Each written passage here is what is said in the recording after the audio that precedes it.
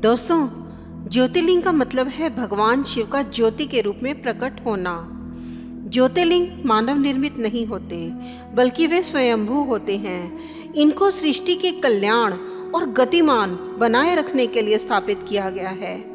शिवलिंग तो कई हो सकते हैं, लेकिन ज्योतिर्लिंग केवल 12 हैं। भारत में अलग अलग जगहों पर 12 ज्योतिर्लिंग स्थापित हैं, जिनके दर्शनों से लोगों की मनोकामनाएं पूरी होती हैं, दुख दूर होते हैं, धन संपदा वैभव प्रसिद्धि की प्राप्ति होती है।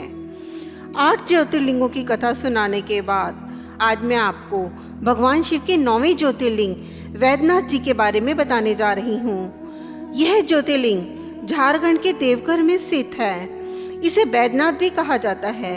यह भगवान शिव का एक प्रमुख धार्मिक स्थल है। यहाँ शिवरात्रि और सावन के सोमवार में बाबा वैद्यनाथ के दर्शनों के लिए भारी भीड़ उमड़ती है। यह भगवान शिव का एक सिद्ध मंदिर है। भक्तों की सभी मनोकामनाएं यहाँ आकर पूर्ण होती हैं। इस ज्योतिर्लिंग में भक्तों की बहुत ही आस्था है। इस स्थान को देवघर यानी कि देवताओं का घर भी कहा जाता है। इसे कामना लिंग भी कहा जाता है। एक पौराणिक कथा के अनुसार रावण ने हिमालय पर भगवान शिव को प्रसन्न करने के लिए कठोर तपस्या की। रावण ने अपने सिर काट काट कर शिवलिंग पर चढ़ाने शुरू कर दिए। 9वां सिर चढ़ाने के बाद जैसे ही रावण 10वां सिर काटने के लिए तैयार हुआ, भगवान शिव ने दर्शन दिए और कहा कि वे उसकी साधना से प्रसन्न हैं। तब शिव जी ने रावण से वरदान मांगने के लिए कहा।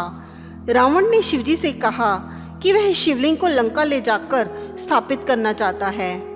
भगवान शिव ने उसकी इच्छा पूरी की, लेकिन रावण को एक चेतावनी भी दी और कहा कि यदि मार्ग में इसे पृथ्वी पर कहीं भी रख दिया तो यह वहीं स्थापित हो जाएगा।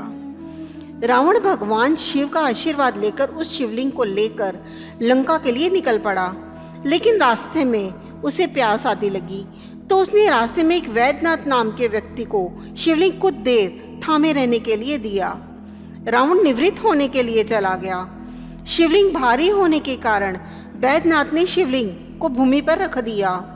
भूमि पर रखते ही शिवलिंग जड़ हो गया। रावण लौट कर आया तो तनाव में आ गया। रावण ने बहुत कोशिश की, लेकिन शिवलिंग को हिला भी नहीं सका। अंत में रावण निराश होकर शिवलिंग पर अपना अंगूठा गड़ाकर लंका के लिए प्रस्थान कर गया। रावण के जाने के बाद ब्रह्मा और भगवान विष्णु ने अन्य देवताओं के साथ इस स्थान पर आकर शिवलिंग की पूजा की। शिवजी का दर्शन होने के बाद देवताओं ने शिवलिंग की इसी स्थान पर स्थापना कर दी। यहाँ पर सावन के महीने में विशेष पूजा होती है। यहाँ पंचशूल 5 त्रिशूल को स्पर्श करने को बहुत ही शुभ माना जाता है।